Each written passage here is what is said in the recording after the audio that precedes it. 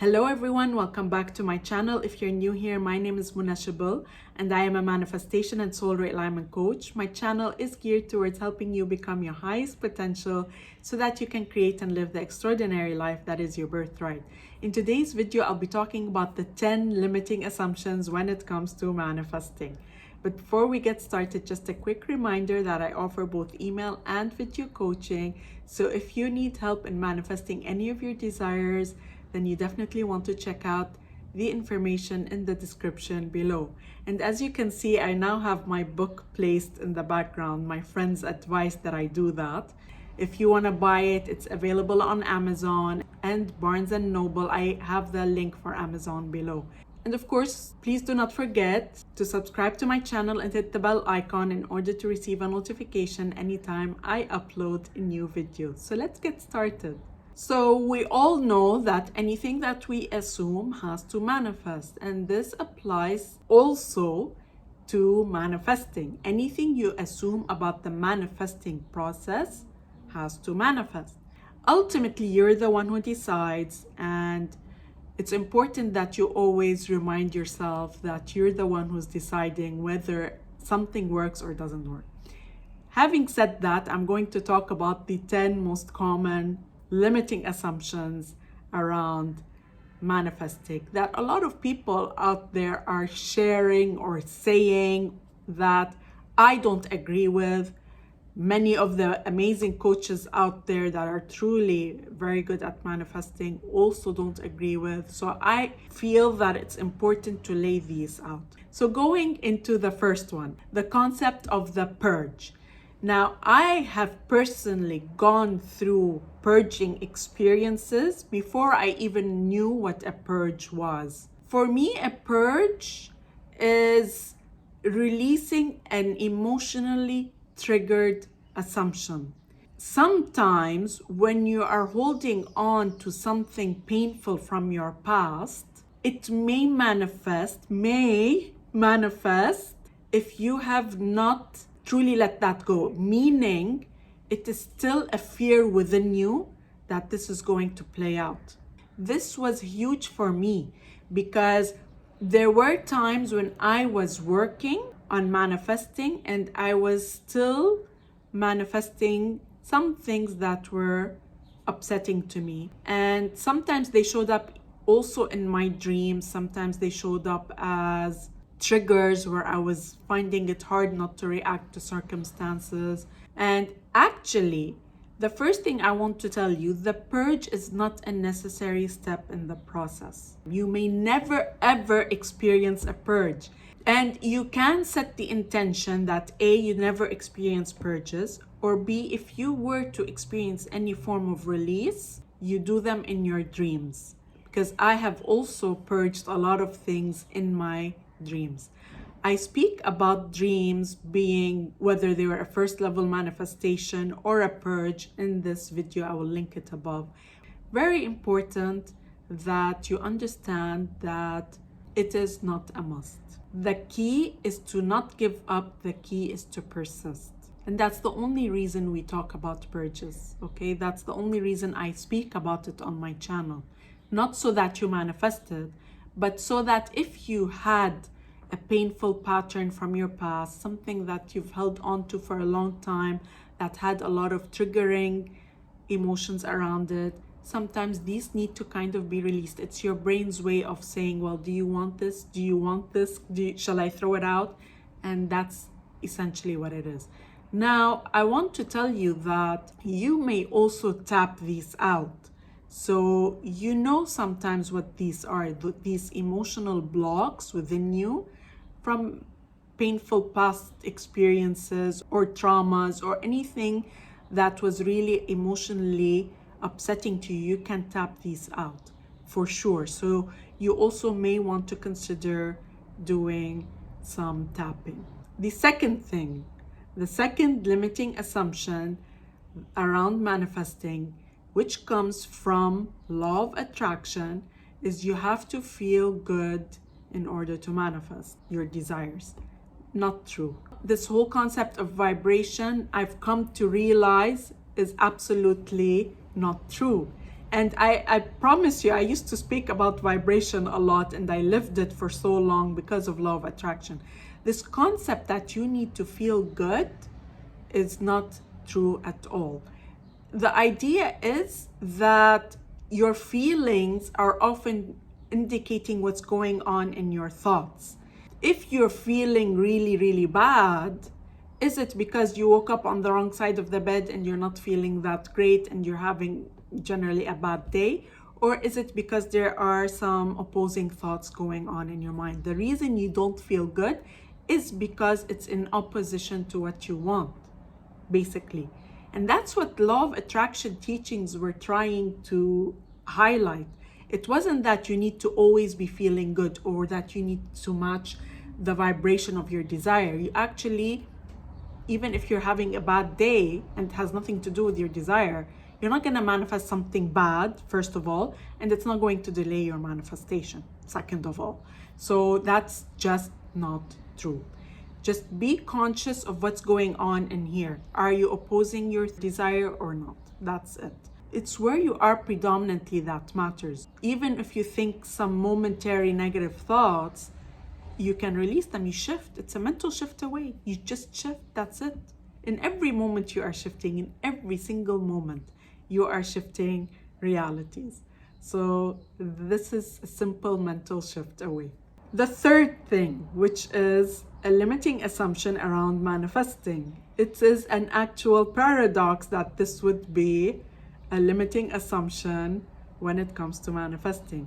This concept that you can manifest some things and not other things. Like, that makes no sense.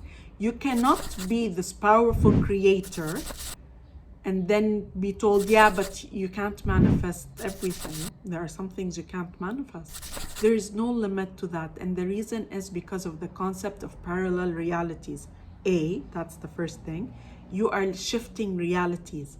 It's not a physical world that we live in. It's all an illusion. It's all a manifestation of our inner world, our mind, what's going on within us. And it's all a projection of that. It's like a dream, essentially. So absolutely, you can manifest anything you want. There are multiple parallel realities. Also, no one has free will in your reality. Because of this concept of parallel realities, you always will shift to the reality where a version of that person wants exactly what you want. So that's the concept of free will. Anything and everything is possible. Going into the fourth thing. The fourth thing is that there is only one way to manifest.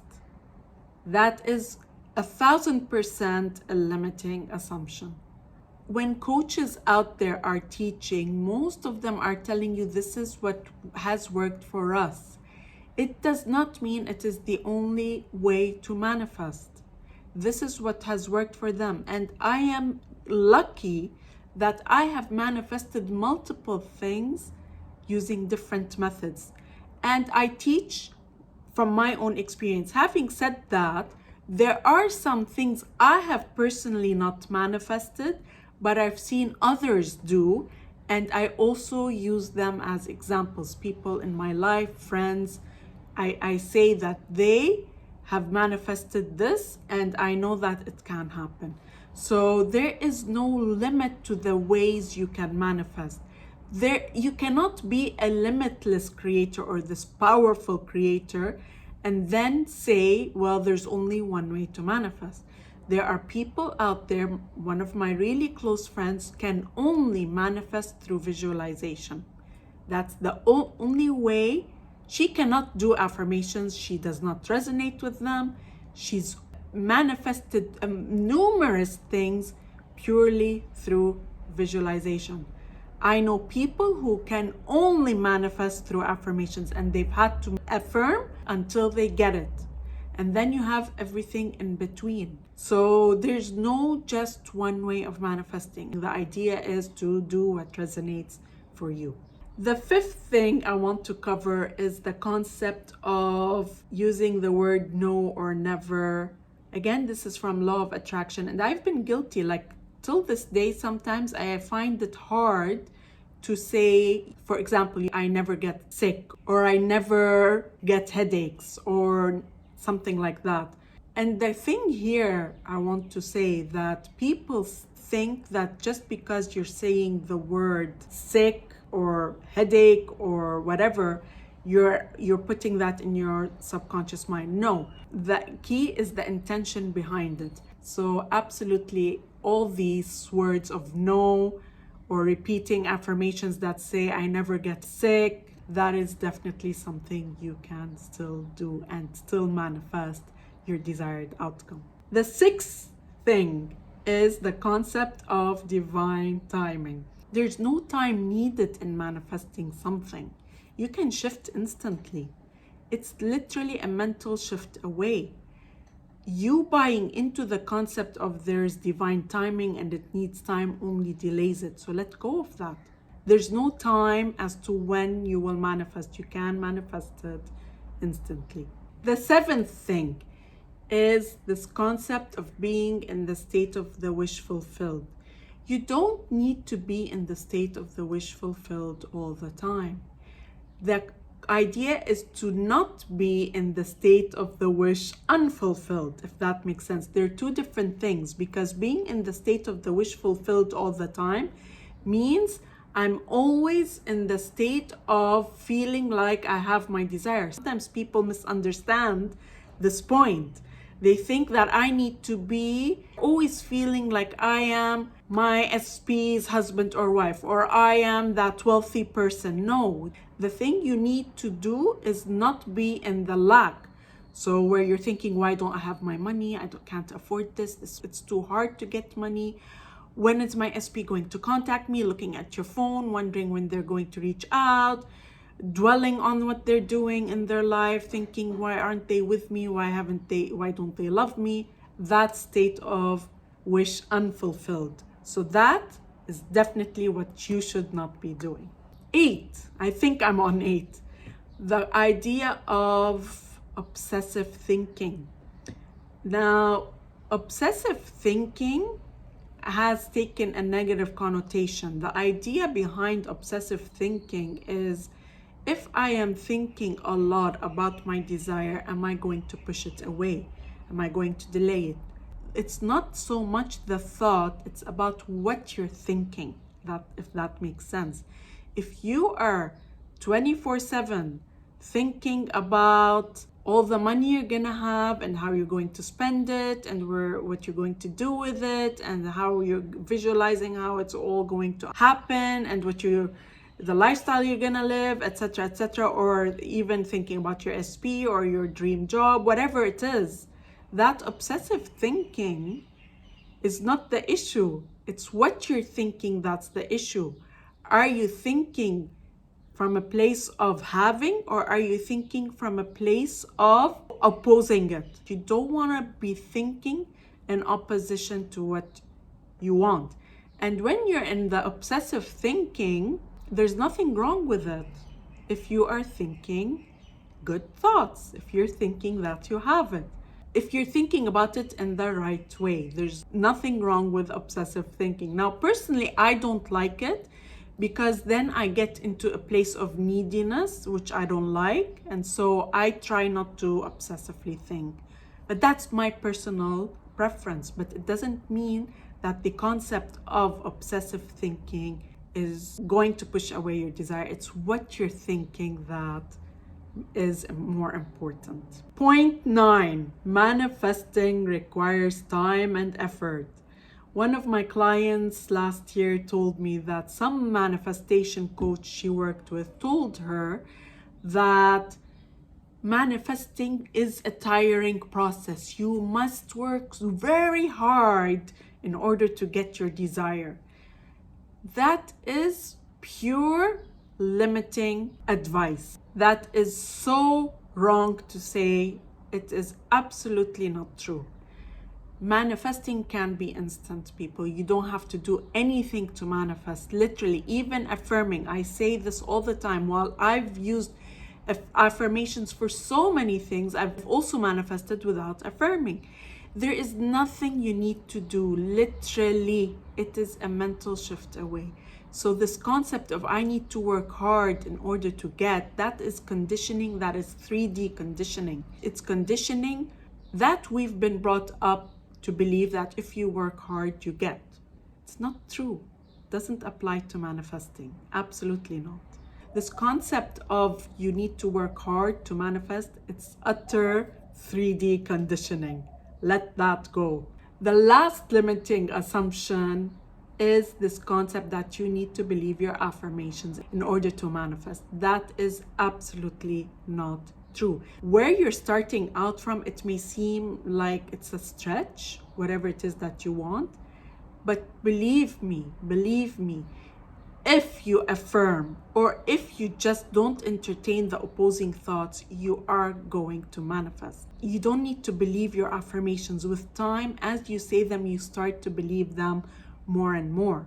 And actually, you oftentimes manifest before you even believe them. So let go of this concept that you need to believe your affirmations or that you have to believe that you can get your desire in order to get it. When I say you need to believe that you can, I mean be willing to believe that you can. It doesn't, trust in the process.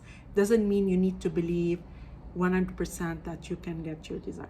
This is, in a nutshell, the 10 limiting assumptions when it comes to manifesting.